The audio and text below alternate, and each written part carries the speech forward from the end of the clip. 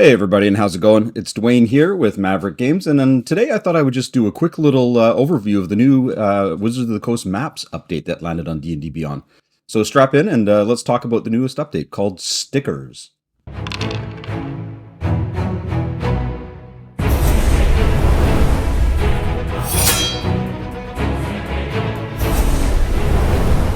So Stickers is kind of a underwhelming update, I guess, for the maps VTT. It's something that's kind of cool, but I think as we move forward here, you're going to see that a lot of the features of it are kind of overcome by other map-making software and such that's already out there in the market. So I've got here a basic map, which is pre-populated or pre-loaded in all the available maps from D&D Beyond. This is just a forest map. I'm going to go over here, and I'm going to go down to the new sticker option down in the corner here. So it's going to populate a list of pre-created stickers. Now, when I first saw this, I thought stickers were going to be happy faces, emojis, and different ways to interact with players and such. But in actual fact, stickers is just an archive of, I want to call them objects or set pieces that you can slap onto your maps at a moment's notice, sort of bypassing the normal map making software. So down the side here, you're going to see a list of available stickers. Now, some of this is gated beyond a master tier subscription. So as players who have a free subscription, you're not going to have access to a lot of these stickers. I actually don't know what you're going to have access to as a free player. So jump in and figure that out. But I thought I'd just browse through and show you. Some of the cool things is things like barrels and stuff.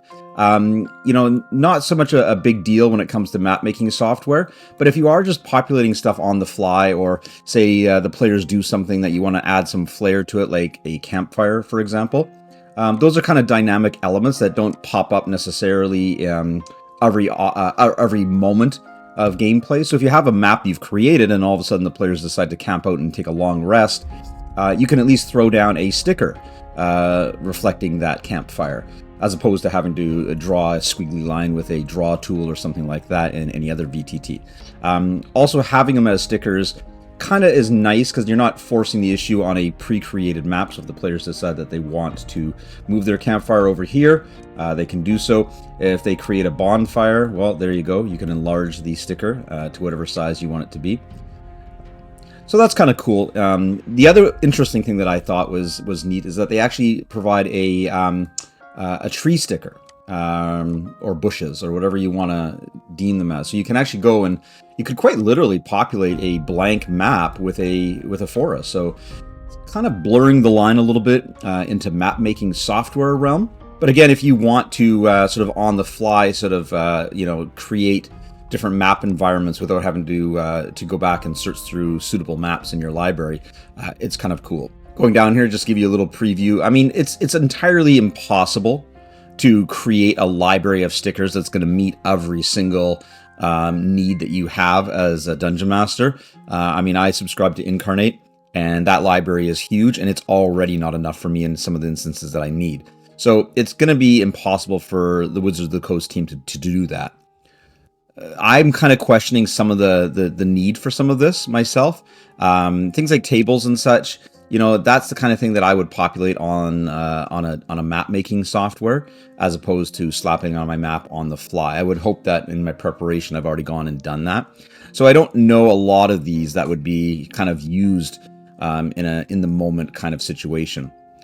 I would have rather had, and hopefully they do have it on the agenda, but I would rather have things like talk bubbles or ways to emote or ways that players could interact with each other via stickers. Now, I'm not talking about going full emoji, but, it'd be nice to have, different ways to express. So, for example, one of the challenges I have with my games is that players don't interact with each other enough. This is kind of interesting here. They've got books and such, and as you can see, you can scale that up. But yeah, just some of the questions that I have is what the intended need for some of this is on the fly. Nonetheless, a cool update. I didn't want to spend too much time going over it. It's embedded right in maps now, so you can jump in, try it out, and see what it's going to do for your games. I'd be curious to know what you think of them. So make sure you leave a comment, subscribe as always, and tick off those notifications. I'll keep throwing updates on maps, even though it may not be my preferred VTT at the moment. I thought it'd be a good idea to keep everybody posted on what's going on with it. Hope you're all having a great time playing Dungeons & Dragons, and we'll talk to you soon.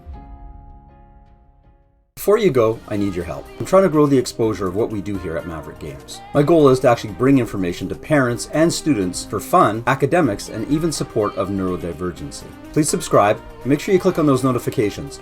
I don't do paid ads or sponsorships. I hope that you can find content here that's enjoyable for yourself and maybe others. Thank you very much, and thanks for tuning in.